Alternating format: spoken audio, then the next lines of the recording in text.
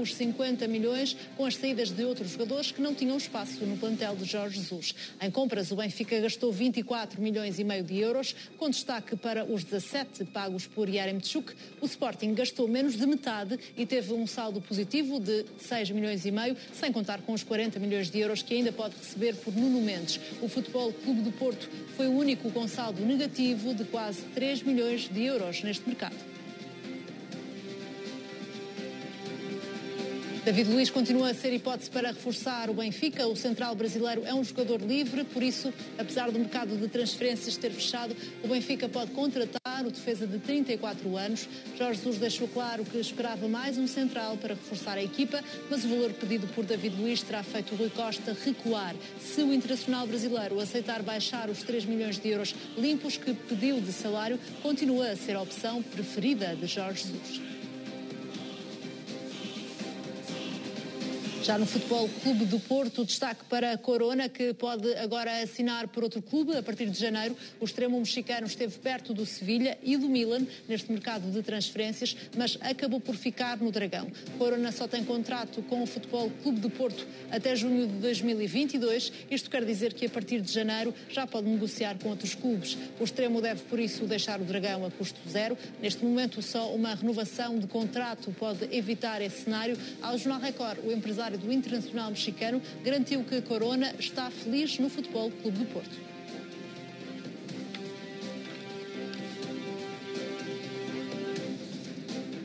Paulo Futre, esta situação de Corona era se calhar mais fácil de antecipar, tendo em conta que tem a hipótese de sair a custo zero do Dragão. Não tem retorno financeiro o Futebol Clube do Porto, mas achas que Corona ainda pode ser útil ao Porto durante esta época a nível desportivo?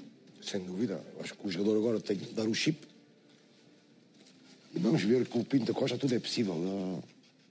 Talvez ainda renove, não é? E faça uma boa venda ainda. O problema foi a renovação. Talvez ainda possa renovar. Foi pelo que eu sei, um processo complicado. Não é? Mas, claro, o agente puxa para o seu lado. E no global, este não foi um mercado perdido para Pinto da Costa? Por não ter vendido... Sim. Mas o futebol, para mim, a crise vai por ciclos. E acho que o Porto não vendeu, mas tampouco vai acabar amanhã. Mas pode ser considerado um mercado positivo para o Porto? Continua com a mesma equipa, praticamente, não é? O mesmo bloco, a mesma estrutura. Vamos ver um Porto praticamente igual, que vai lutar, que vai dar até a última gota de sangue que for preciso e ao Porto estamos habituados a ver. Agora contratou o lateral esquerdo. Wendel, o PP também, não é? Só que não vendeu, mas vendeu. Acham que no Porto não vai acabar amanhã. Sobre isso não há qualquer dúvida, João, mas olhando para este mercado de transferências e para os três grandes do futebol português, quem esteve melhor e quem é que ficou aquém neste mercado de transferências? Olha, relativamente ao Benfica, vou dizer uma coisa que me parece importante, é que não saiu nenhum jogador daqueles que possam ser, ou falando no plural, possam ser considerados titulares, embora eu embirre um pouco com essa expressão na atualidade e sobretudo com uma carga competitiva que, por exemplo, o Benfica teve de que maneira agora no mês de agosto. Portanto, nesse sentido, acho que no Benfica... Isso também aconteceu no Futebol Clube do Porto, não é? Já lá vou, mas um de cada vez, se me permites. Portanto, em relação ao Benfica, diria isso. E, por outro lado, fez dinheiro também. Ou, pelo menos, deixa de o gastar. É o caso do Pedrinho, não é? Que é contabilizado nos 50 milhões, mas o Benfica não gastou ainda, ou não tinha gasto ainda um cêntimo com o Pedrinho. Também não vai receber o dinheiro do Pedrinho. Vai diretamente para o clube inglês. Mas conta na mesma. E, portanto, desse ponto de vista, acho que nada a dizer no Benfica. O Benfica Benfica está mais forte do que o ano passado. O Sporting perde Nuno Mendes, é verdade, mas tem um conjunto de reforços, desde logo o Sarabia, abordámos-lo há bocado, falta saber o que poderá render, mas tudo se conjuga que tenha um excelente rendimento. Reforçou-se noutros setores também. Em relação ao Porto, eu direi o mesmo. O problema é que o Porto, nesta altura, pode lamentar-se no plano financeiro. No plano desportivo, não. A menos que, por exemplo, no Corona, ou renova até janeiro, ou adivinha-se mais uma saída a custo zero. O que tem sido recorrente no Porto. Portanto, algo se passa no Futebol Clube do Porto. Quer dizer, eu assim de cabeça lembro-me de Reis, de Marcano, que até foi resgatado, de Brahimi, de Herrera, de Marega. Agora tudo aponta para Corona e não disse a lista todas. São muitos jogadores, são milhões e milhões que o Porto acaba por perder. Agora, no plano desportivo, de facto não sai nenhum jogador relevante, a não ser Marega, não é? Sai Marega e entram 2 ou 3 jogadores, portanto, não se pode dizer que, do plano desportivo, o Porto esteja pior. Concordas, Vítor, que este mercado para o Porto foi, se calhar, negativo a nível financeiro, mas positivo desse ponto de vista desportivo? Olhando que os sócios normalmente não votam, não tomam decisões, não apoiam a equipa mediante sucessos financeiros, nunca vi ninguém. Aliás, é só ir às atas das Assembleias Gerais da SAD Fogo do Porto e ver-se que, ao contrário daquilo que na esfera mediática tem grande debate, depois das Assembleias Gerais da SAD não há contestação, não há crítica, não há vozes a erguerem-se repetidamente contra a gestão da SAD Fogo do Porto. Aquilo que é concreto e que neste momento está a ser focado, e sentimos que é sobretudo nisso que está a ser colocado o acento tónico pela maioria dos adeptos, é que os craques ficaram todos. Portanto, a partir do momento que o Pinto da Costa optou e poderia ter feito uma venda, não por 80 milhões, mas por uma verba provavelmente a rondar a metade, mas tendo-se entendido com o Luís Dias sobre não ser este o momento certo para a saída e provavelmente não ser o Everton o clube ideal para onde ele devia jogar, o Futebol do Porto assume o risco. Obviamente é um risco, é um ato de coragem, mas também resulta daqui um facto que vai ser excelente para o Campeonato Português. Nem Sporting, com todo o respeito por Nuno Mendes, Sporting não foi de maneira nenhuma devassado pelo mercado. O Benfica também tem uma equipa robustecida. O Futebol do Porto, ao manter a maioria dos craques, porque ninguém no seu juízo perfeito achava que íamos chegar a setembro com Corona no plantel, Sérgio Oliveira no plantel, Otávio no plantel, Vitinha no plantel, e sabe-se lá mais um ou outro, como o Luís Dias, por exemplo. De facto, isto faz muita diferença. Agora, só uma nota. Eu gosto muito de ouvir, e de facto as discussões das saídas a custo zero do Porto, já as ouvi pintar de todas as maneiras possíveis e imagináveis, e tenho todo o respeito por quem está nos clubes e tem que negociar, porque se eu fosse dirigente de um clube, há uma coisa que eu nunca conseguiria fazer, Mariana, que é vender jogadores por propostas que não existem. E, portanto, temos sempre que pensar, e não ouvi esta semana o nosso querido amigo Fernando Mendes a dizer que o Porto perdeu 100 milhões de euros com saída de jogadores. Eu, às vezes, fico a pensar... É um cálculo que ele fez, 100 milhões de euros de saída de jogadores a custo zero. Mas um jogador que um presidente de um clube garantiu que iria vender por 100 milhões, se sair desse clube emprestado e a opção de compra do passe for de mais 10, isso significa que esse clube está a perder 90 milhões? Estás a referir-te a Carlos Vinícius? Estou a referir um caso, eu não estou a atacar o Benfica. Estou só a levantar uma questão. Mas conjunto isto é só para demonstrar, mas exatamente, porque houve uma proposta concreta de 60 milhões, houve inclusivamente pessoas que se manifestaram na esfera pública e agora trabalham no Benfica sobre o empréstimo do Carlos Vinícius ao Tottenham na época passada, mas já se sabe, quem não é coerente depois, quando diz determinadas coisas, essas coisas voltam para assombrar as pessoas no futuro, por isso é que eu sou coerente nestas coisas.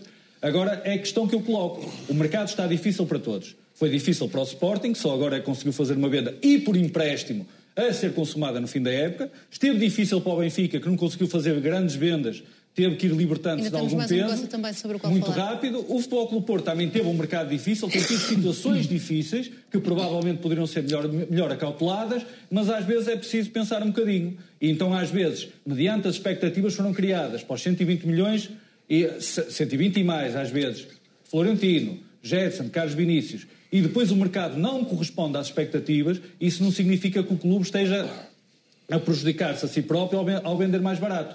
Porque, obviamente, o Benfica, se tivesse agora propostas 100 milhões pelo Vinícius, ou 60 milhões, tinha vendido de certeza. Há aqui também um negócio bastante surpreendente. Exato. A única coisa que isto significa é que, de facto, o mercado está tão difícil para toda a gente que a última coisa que eu admitiria aqui à minha frente é que alguém viesse dizer o Luís Filipe Vieira queria vender e tinha a garantia que ia vender o Carlos Vinícius por 100 milhões e agora, ao ser emprestado, taxa de empréstimo é outra coisa. A compra do passe vai ser feita por mais 10 milhões, com isso...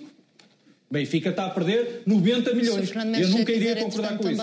Não é o Fernando Mendes. Essa questão terá a oportunidade para fazê-lo no outro dia. Sim, mas isto não tem a ver com o Fernando Mendes. Isto tem a ver com o só porque referiste o nome do Fernando Mendes para referi ele falou nos 100 milhões, mas várias pessoas falam nisso. Estás a falar desse assunto e estará connosco também. Em relação a um negócio surpreendente, o Porto e o Sporting fizeram uma troca de jovens jogadores neste mercado de transferências. Foi só já com o mercado fechado que foi conhecida essa troca. Rodrigo Fernandes foi contratado pelo Futebol Clube do Porto. O médio de 20 anos estava na equipa B do Sporting, mas já se tinha estreado pela equipa principal há 2 épocas. Trabalhou várias vezes às ordens de Ruben Amorim. No sentido contrário, Marco Cruz vai reforçar a equipa B do Sporting. O jogador de 17 anos apenas era o capitão de equipa dos júniores do Futebol Clube do Porto. Tanto Marco Cruz como o Rodrigo Fernandes são agenciados por Jorge Mendes.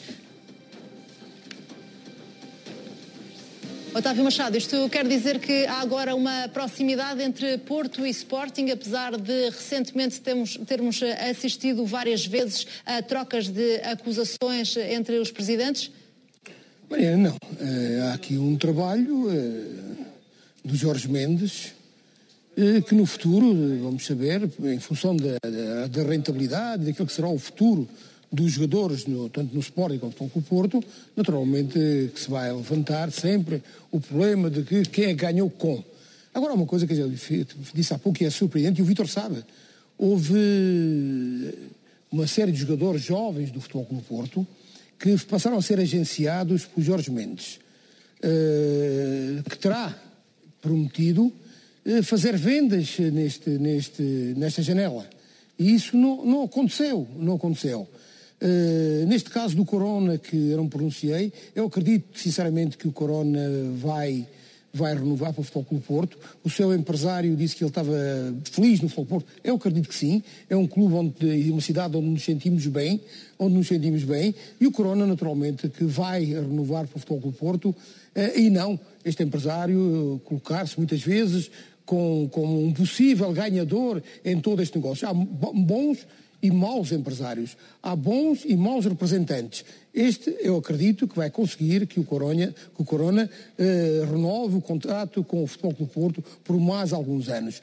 Mariana, desde que lhe diga que é surpreendente que neste mercado o Jorge Mendes não tenha feito nenhuma grande venda de nenhum jogador do futebol português. Achas também surpreendente, Paulo?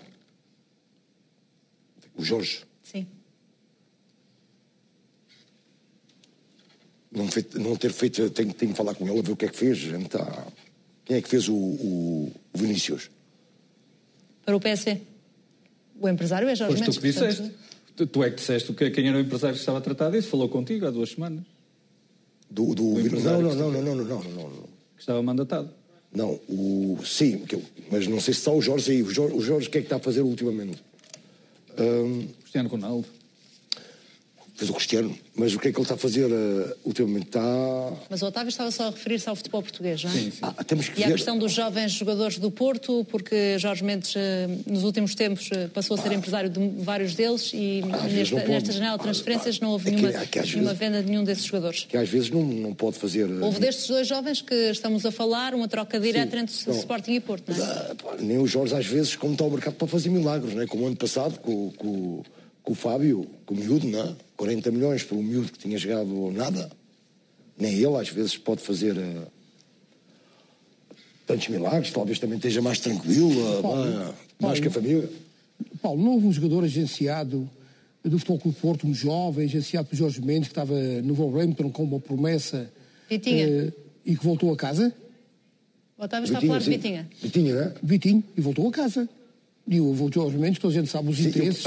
ou o interesse, ou aquilo que representa naquele clube inglês. É surpreendente que isso tivesse acontecido, na minha ótica. Eu pensava o ano passado, mister, que era opção obrigatória, não é? Como agora o Vinícius, mas viemos a saber agora que não. Mas eu acho que o Alverenta também não está a respirar profundamente de dinheiro, não é, mister?